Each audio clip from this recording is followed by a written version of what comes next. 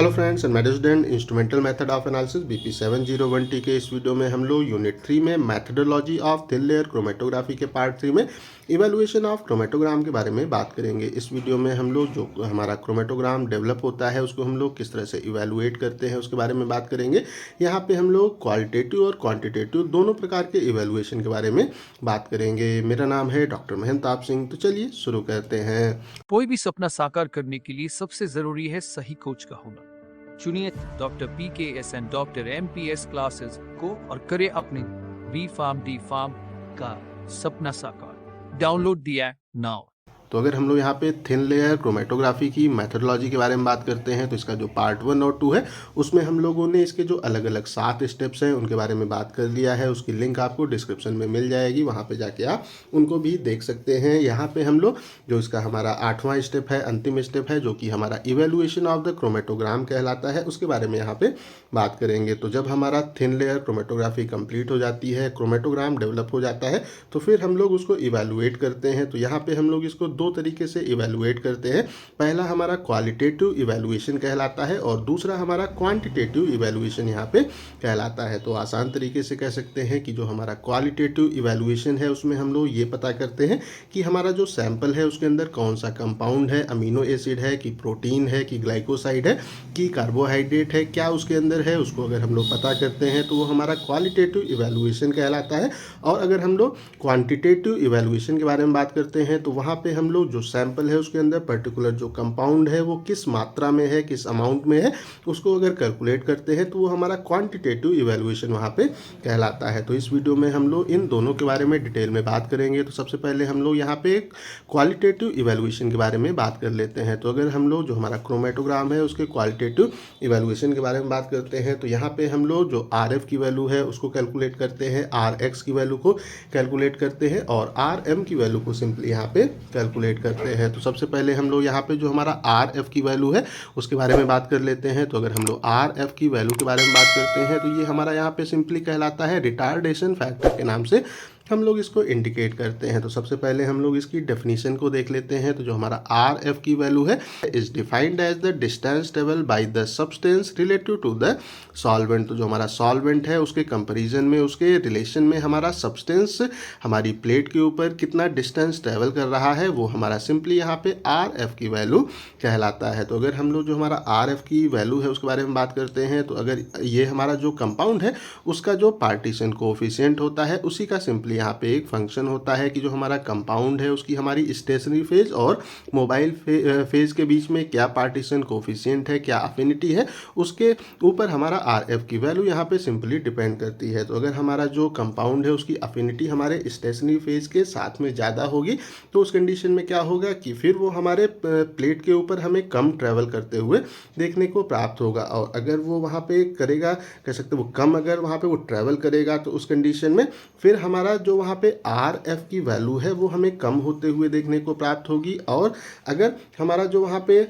Compound है उसकी हमारे मोबाइल फेज के साथ में अफिनिटी अगर ज़्यादा है और या कह सकते हैं कि हमारे जो स्टेशनरी फेज है उससे अफिनिटी अगर उसकी कम होती है तो फिर उस कंडीशन में वो हमारी प्लेट पे हमें ज़्यादा ट्रेवल करते हुए देखने को मिलता है और RF की वैल्यू हमें वहाँ पे सिंपली ज़्यादा देखने को मिलती है। तो अगर हम लोग जो हमारी RF की वैल्यू है उसके बारे में बात करते हैं तो ये सिंपली एक हमारा रेशियो होता है और इसलिए इसकी हमारी कोई भी यूनिट यहाँ पे नहीं होती है। तो अब हम लोग इसका जो हमारा जो डायग्राम है उसको देख लेते हैं। कॉन्सेप्ट आप लोगों को बहुत अच्छे से क्लियर हो जाएगा। तो अगर ये हमारा यहाँ पे जो ये है, ये क्या है, ये हमारा यहाँ पे होता है क्रोमेटोग्राफी प्लेट है। अब अगर हम लोग बात करते हैं तो ये जो हमारा यहाँ पे नीचे की लाइन है ये सिंपली हमारी बेस लाइन कहलाती है, जहाँ पे हम लोग सैंपल और स्टैंडर्ड्स के को अप्लाई करने का काम करते हैं। और उसके बाद में अगर हम लोग बात करते हैं तो ये जो हमारी सबसे ऊपर की लाइन है, ये वाली जो हमारी है लाइन, ये हमारा यहाँ पे सॉल्वेंट फ्रंट लाइन कहलाता है। मीन्स यहाँ तक हमारा जो होता है मोबाइल फेज वो हमें ट्रेवल होते हुए देखने को मिलता है। और जब हम इसको जो हमारा यहाँ पे प्लेट है उसके जो ऊपर जब हम लोग यहाँ पे सैंपल और स्टैंडर्ड को अप्लाई कर देते हैं और फिर उसको जो चैम्बर है जिसके अंदर मोबाइल फेज है उसमें जब हम लोग रखते हैं तो क्या होता है कि यहाँ पे कैपिलरी एक्शन के थ्रू हमारा जो यहाँ पे होगा मोबाइल फेज वो ऊपर की ओर हमें ट्रेवल होते हुए देखने को प्राप्त होता है। और जब हमारा जो होता है मोबाइल फेज ऊपर की ओर यहाँ पे ट्रैवल करता है, तब उस कंडीशन में क्या है कि फिर हमें स्पेस पे अपना जो हमारा सैंपल है और हमारा स्टैंडर्ड है वो भी हमें मूव होते हुए देखने को मिलता है। और यहाँ पे ये एक तो वो कितना डिस्टेंस जो है ट्रैवल कर रहा है उसी को हम लोग सिंपली मेज़र करने का काम करते हैं। तो इस प्लेस पे अगर हम लोग यहाँ पे ये मानते हैं कि जो हमारा यहाँ पे सॉल्वेंट है या जो मोबाइल फेज है, अगर वो यहाँ पे जो डिस्टेंस ट्रेवल कर रहा है वो अगर 18 सेंटीमीटर है, और जो हमारा यहाँ पे सैंपल है अगर वो जो डिस्टेंस यहाँ पे ट्रेवल कर रहा है अगर वो यहाँ पे है 16 सेंटीमीटर की डिस्टेंस ट्रेवल कर रहा है, तो हम लोग किस तरह से यहाँ पे आर एफ की वैल्यू को कैलकुलेट कर सकते हैं। तो इसका जो हमारा फार्मूला होता है वो क्या होता है, R F equal to distance travel by the sample upon the distance travel by the solvent front. तो जो हमारा यहाँ पे आर एफ की वैल्यू है वो क्या है कि हमारा सैंपल बेस लाइन से कितनी डिस्टेंस ट्रेवल कर रहा है उसको अगर हम लोग जो हमारा यहाँ पे सॉल्वेंट फ्रंट है वो बेस लाइन से कितनी डिस्टेंस ट्रेवल कर रहा है उससे डिवाइड कर देते हैं, तो हम लोग आसानी से आर एफ की वैल्यू को कैलकुलेट कर सकते हैं। तो अगर हम लोग यहाँ पे बात करते हैं तो हम लोगों ने यहाँ पे इस प्लेस पे क्या देखा कि जो हमारा सैंपल है वो यहाँ पे जो बेस लाइन है उससे 16 सेंटीमीटर की डिस्टेंस को ट्रेवल कर रहा है। तो यहाँ पे हम लोग ऊपर की ओर 16 यहाँ पे लिख देंगे, और यहाँ पे जो हमारा कह सकते हैं कि जो हमारा यहाँ पे होगा सॉल्वेंट फ्रंट है वो अगर बात करते हैं कितना बेस लाइन से डिस्टेंस को ट्रेवल कर रहा है, तो ये हमारा सिंपली 18 सेंटीमीटर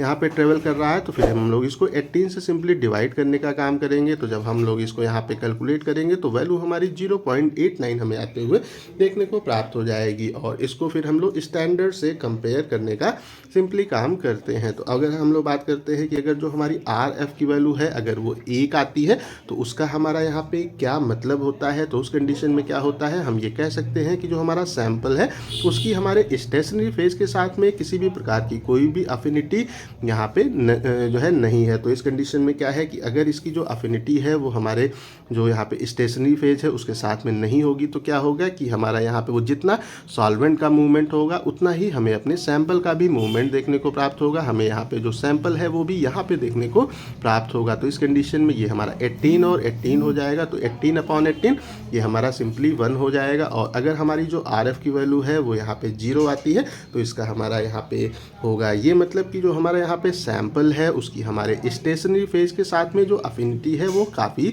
हाई है। तो इस कंडीशन में अगर हमारे जो यहाँ पे सैंपल होगा उसकी स्टेशनरी फेज के साथ में अफिनिटी अगर काफ़ी ज़्यादा होगी तो फिर हमें वो अपना जो यहाँ पे सॉल्वेंट है उसके साथ में ऊपर की ओर माइग्रेट होते हुए देखने को प्राप्त नहीं होगा। और इस कंडीशन में क्या है, फिर हमारा जो यहाँ पे आर एफ की वैल्यू आएगी वो हमें सिंपली 0 देखने को प्राप्त होगी। अब हम लोग यहाँ पे देख लेते हैं कि वो हमारे कौन कौन से फैक्टर्स हैं जो कि आर एफ की वैल्यू को अफेक्ट करने का काम करते हैं। तो यहाँ जो सबसे पहला फैक्टर है वो है नेचर ऑफ स्टेशनरी फेज। तो जो भी हम स्टेशनरी फेज को यूज़ करते हैं अपनी जो प्लेट है उसमें जो हम लोग एड्जॉर्बेंट वगैरह को यूज़ करते हैं उसका क्या नेचर है वो सिंपली हमारा यहाँ पे आर एफ की वैल्यू को अफेक्ट करने का काम करता है। कि मीन्स जो हमारा स्टेशनरी फेज है उसकी जो थिकनेस है उसकी मोटाई कितनी है वो यहाँ पे हमारे आर एफ की वैल्यू को अफेक्ट करता है। जो भी हम लोग यहाँ पे एड्जॉर्बेंट यूज़ करते हैं उसका क्या ग्रेड है, या सिंपली कह सकते हैं कि उसका जो पार्टिकल साइज है वो क्या है, या उसकी जो डेंसिटी है वो क्या है, वो हमारे आर एफ की वैल्यू को अफेक्ट करने का काम करता है। इसमें जो भी हम लोग प्रोसेस में मोबाइल फेज को यूज़ करते हैं उसका क्या नेचर है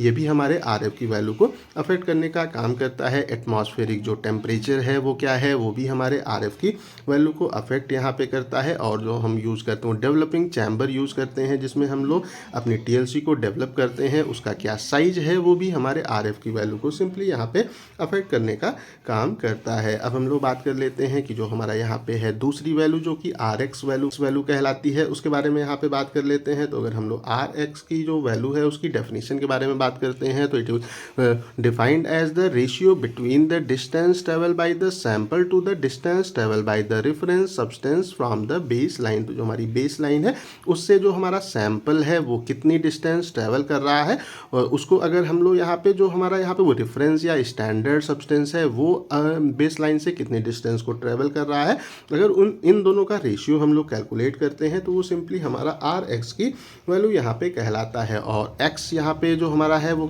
इस प्लेस पे किस चीज़ को रिप्रेजेंट करता है, तो ये हमारा जो रेफरेंस सब्सटेंस है उसको सिंपली रिप्रेजेंट करता है। तो अगर हम लोग जो हमारा है रेफरेंस सब्सटेंस वो अगर ग्लूकोज को अगर यूज़ करते हैं तो फिर उस कंडीशन में हम लोग जो आर एक्स है उसके प्लेस पे सिंपली आर जी से उसको इंडिकेट कर सकते हैं। जी हमारा यहाँ पे ग्लूकोज को सिंपली इंडिकेट करेगा। तो अगर हम लोग यहाँ पे बात करते हैं तो इसके पहले जो हमारा यहाँ पे था कह सकते हो डायग्राम था, अगर उसी पे आते हैं तो यहाँ पे अब हम लोग इस प्लेस पे क्या करेंगे कि अब हमारा जो यहाँ पे है सॉल्वेंट फ्रेंड वो कितना डिस्टेंस ट्रेवल कर रहा है उससे हमें यहाँ पे कोई मतलब नहीं है। अब हम लोग यहाँ क्या देखेंगे कि जो हमारा सैंपल है वो कितना डिस्टेंस यहाँ पे बेस लाइन से ट्रेवल कर रहा है, और जो हमारा यहाँ पे है स्टैंडर्ड या जो रेफरेंस है वो हमारा जो बेस लाइन है उससे कितनी डिस्टेंस को ट्रेवल कर रहा है उसको हम लोग सिंपली यहाँ पे यूज़ करेंगे। तो अगर हम लोग यहाँ पे जो सैंपल है उसके बारे में बात करते हैं तो यहाँ पे हम लोग अगर ये मानते हैं कि ये यहाँ पे 16 सेंटीमीटर की डिस्टेंस को ट्रैवल करता है, और जो हमारा स्टैंडर्ड या रेफरेंस है वो अगर यहाँ पे कह सकते हैं वो 10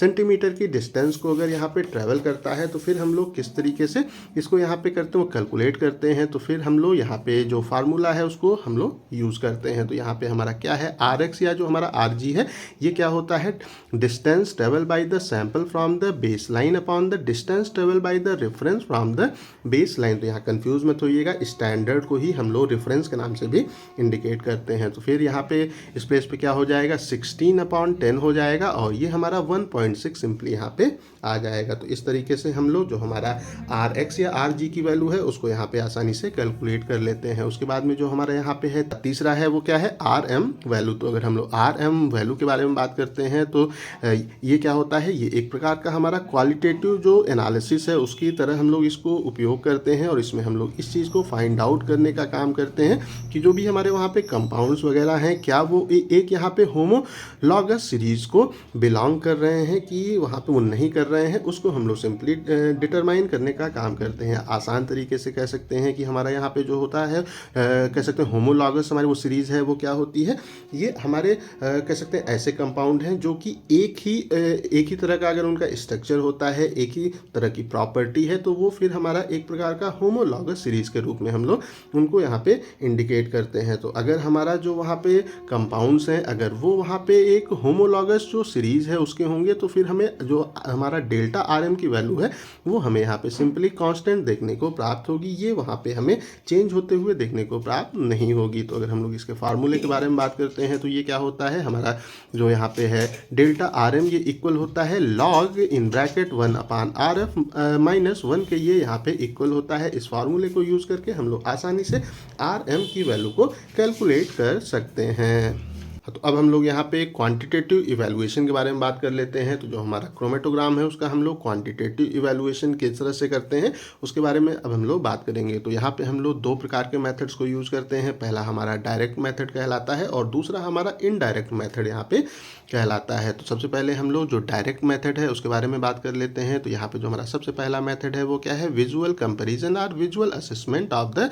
क्रोमेटोग्राम। तो इसमें हम लोग इस प्लेस पे क्या करते हैं कि जो भी हमारा सैंपल का स्पॉट आता है और जो हमारा स्टैंडर्ड का स्पॉट आता है उसमें उसका क्या साइज है या उसकी क्या इंटेंसिटी है उसको सिंपली हम लोग यहाँ पे देख के कंपेयर करने का काम करते हैं। तो अगर जो हमारा सैंपल का स्पॉट है उसका जो साइज और इंटेंसिटी है वो स्टैंडर्ड के स्पॉट से अगर ज़्यादा होती है तो हम लोग कह सकते हैं कि क्वांटिटी यहाँ पे ज़्यादा है, और अगर हमारा जो सैंपल का स्पॉट है उसकी जो साइज और इंटेंसिटी हमारे स्टैंडर्ड के स्पॉट से अगर कम होती है तो उस कंडीशन में हम कह सकते हैं कि उसके अंदर जो हमारा कंपोनेंट है वो कम क्वांटिटी में वहाँ पे है। तो अगर हम लोग इसका जो दूसरा मेथड है उसके बारे में बात करते हैं तो वो हमारा कहलाता है measurement of the spot area. तो जो भी हमारा सैंपल और स्टैंडर्ड का स्पॉट वहाँ पे फॉर्म होता है उसका जो हमारा वहाँ पे होता है एरिया उसको हम लोग सिंपली यहाँ पे कैलकुलेट करने का उसको यहाँ पे मेज़र करने का काम करते हैं, और इस तरीके से हम लोग उसका जो एरिया है उससे हम लोग उसका क्वांटिटेटिव इवैल्यूएशन करने का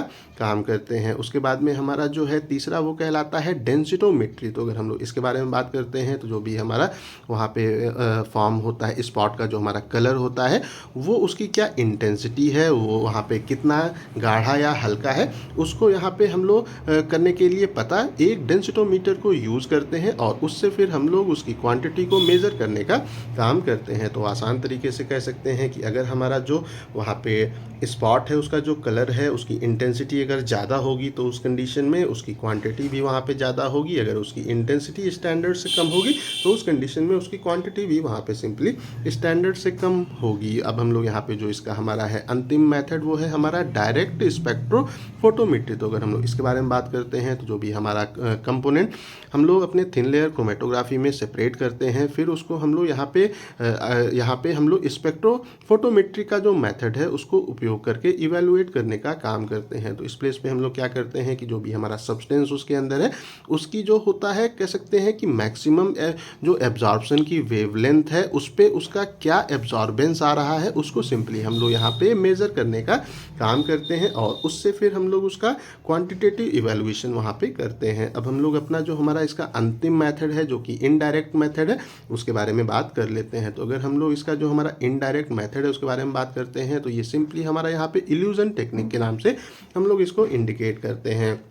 तो इस प्लेस पे हम लोग यहाँ पे क्या करते हैं कि जो हमारा वहाँ पे इंडिविजुअल स्पॉट आता है फिर उसका हम लोग जो होता है यहाँ पे इल्यूजन वो करने का काम करते हैं। मीन्स उसको हम लोग एक को ही लेते हैं सॉल्वेंट और उससे सिंपली धुलने का साफ़ करने का काम करते हैं। तो जब हम लोग उसको वहाँ पे अच्छे से वो धुल देते हैं तो क्या होता है कि फिर हमारा जो सॉल्वेंट है उसके अंदर जो भी हमारा स्टेशनरी फेज उसके अंदर आ जाता है तो उसको हम लोग फिर फिल्टर ऑफ वहाँ पे हम लोग कर देते हैं। तो जब उसको हम लोग हटा देते हैं तो फिर हमारा जो वहाँ पे होगा सॉल्वेंट उसके अंदर हमारा केवल जो सैंपल है वो हमें देखने को प्राप्त होगा और उस कंडीशन में एक उसका जो सलूशन है वो वहाँ पे हमें बनते हुए देखने को मिल जाएगा। तो जब हमारा जो यहाँ पे होगा सलूशन जब एक तरह से बन जाएगा तो फिर उसके अंदर हमारे कंपाउंड की कितनी एग्जैक्ट क्वांटिटी है उसको हम लोग यहाँ पे डिटरमाइन करने के लिए कन्वेंशनल मेथड्स हैं उनको यूज़ करके सिंपली डिटरमाइन करने का काम करते हैं। इसमें हम लोग जो हमारा कलरीमेट्री है उसको यूज़ कर सकते हैं, यूवी स्पेक्ट्रोफोटोमेट्री को यूज़ कर सकते हैं, जो हमारा होता है फ्लोरीमेट्री